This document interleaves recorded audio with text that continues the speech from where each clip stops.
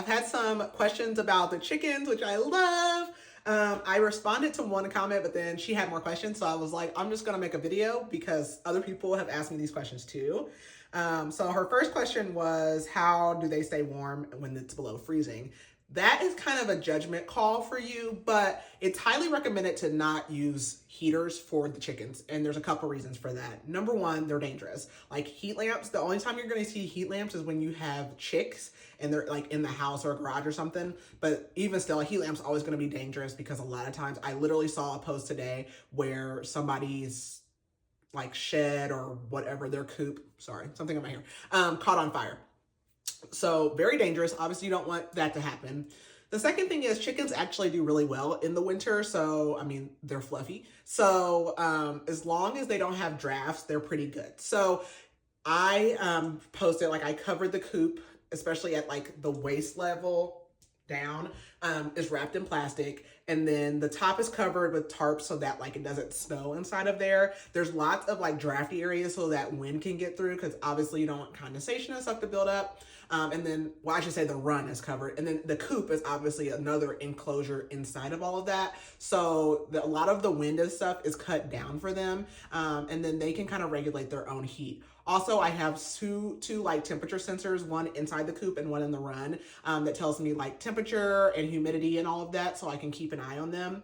The other day it was 27 degrees here, but inside the coop it was like 38, and in the run it was 35. So there is a couple temperature like variance there. Now, if it gets to be like -20 or something, yes, I'm gonna put a heater out there, but I have one of the heat plates, so it's not as dangerous as a heat lamp. It really is a lot safer, but I will put that in there. But you also don't want to give them heat because they will not know how to self-regulate themselves and they'll die. Because like, let's say you have been giving them heat and then you have a storm that knocks out your power and now they don't have heat for a day, they are not going to know what to do. So you don't want to give them heat.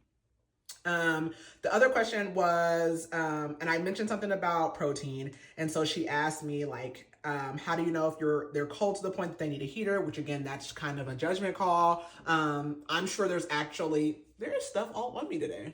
Like what's going on? Okay. There is probably like, I need to look it up. I'm also learning these things as I go, and I am in TikTok University a lot of the times, or Google, but I'm sure there is like a temperature thing. And actually after I do this video, I'm going to go look and see exactly what it is, but that also is kind of a judgment call for that.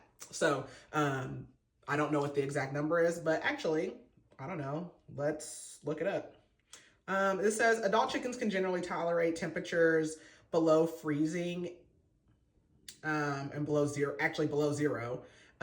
if they have a draft-free dry coop and adequate food. However, young chicks, which I don't have any, can't really tolerate under 35 degrees. So it just says well below 0 degrees. So honestly, like I said, if it gets to like -20 or something like that. So another way to keep them warm is I'm doing the deep bedding method. That means instead of like scooping out all the dirty and putting new in, I'm just going to be putting it on top of the dirty. That gives them enough like to stand on. And there's something about like nitrous oxide, that's above my pay grade, that really helps with them, but that helps with the warmth.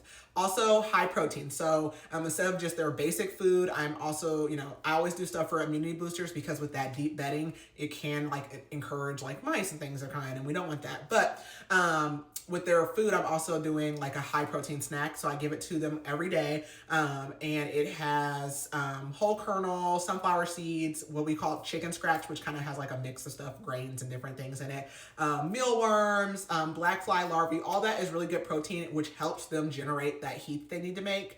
And then one last thing, I have a giant thing of hay in their coop, and I actually have 3 more bales. I haven't opened it yet because it just got cold, but I poured some on top of it today, but I'm actually going to open it and like pour food inside of it, which encourages them to kind of like forest for their food. And so anything that has them like doing work is good to get them to, burn or make energy and be warm. So that is all of the like quick chicken facts that I have for right now.